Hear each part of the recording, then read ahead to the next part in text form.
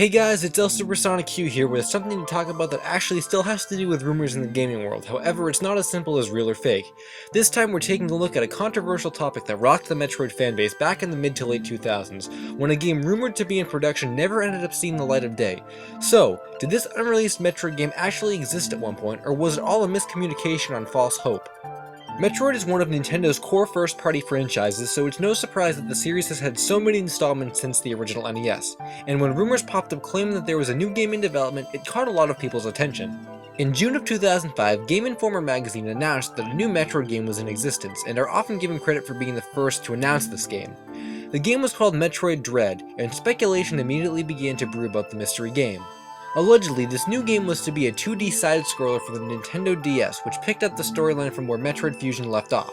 Of course, with this unofficial announcement, many people were anticipating a reveal at E3 later on that month. However, this was not the case as the game did not appear at E3 in any form. Despite this lack of appearance, at some point in 2005, IGN claimed to have obtained an internal software list from Nintendo with the game listed on it, ultimately leading to the conclusion that the game was still being developed despite not being shown at all yet. But this evidence would soon be challenged as towards the end of the same year, a website called Nintendo Next reported that the game was cancelled, without naming their sources however, so the validity of this claim was questioned. Regardless, with the fact that Nintendo hadn't acknowledged its existence to the public at all, and it had been said by IGN that Nintendo wouldn't be acknowledging Dread for a long time anyway, no one could really prove or disprove the status of this game at this point in its rumored life. Since the cancellation claim in late 2005 by Nintendo Next, no speculation, rumors, or news about the game would pop up anywhere until supposedly February of the next year, 2006. This is not confirmed, but it's been said that the official Nintendo magazine of the UK had listed Metroid Dread under its release dates for November of the same year, but then changed that date 1 month later in March as to be confirmed. Contrary to the rumored magazine, later on that March, a website called Insider confirmed reports that IGN editor Craig Harris made a claim stating that Metroid Dread was too early in the development process to have been shown at E3 last year, 2005, and that it was possible for the game to be shown off at this year's show.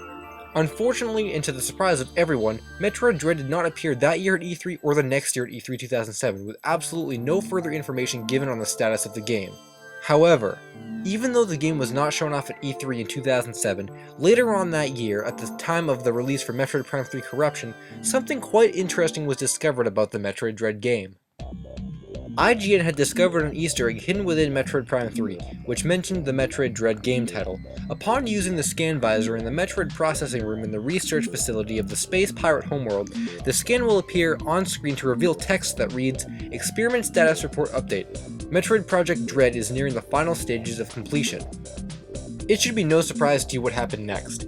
This sent people into a frenzy and gave the impression that Metroid Dread was almost done being developed and that it would be announced and released by Nintendo sometime in the near future.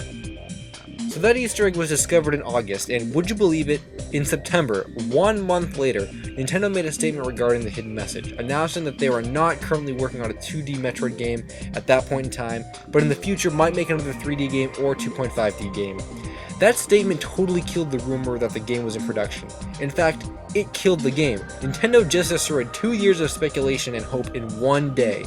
But that did leave a lot of speculation open, as why was there a message in a game referencing a title that Nintendo said didn't exist, especially since it seemed too well timed to just be a coincidence. However, it was. Shortly after Nintendo made their statement, MTV of all places interviewed some of the directors of Metroid Prime 3.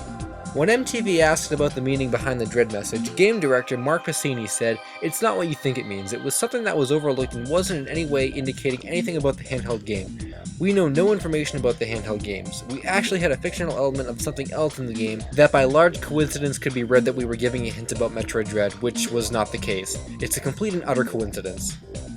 So the Metroid Dread story largely ends there. The only unanswered question is, did it even ever exist? Well, 2 years later in 2009, in an interview with Yoshio Sakamoto, who is one of the co-creators of Metroid, he did confirm that the game was, quote, real at one point, but despite this, said he had no plans to release it anytime soon, and would likely scrap any pre-existing idea they had for the game in favor of starting fresh if and when the project was revived.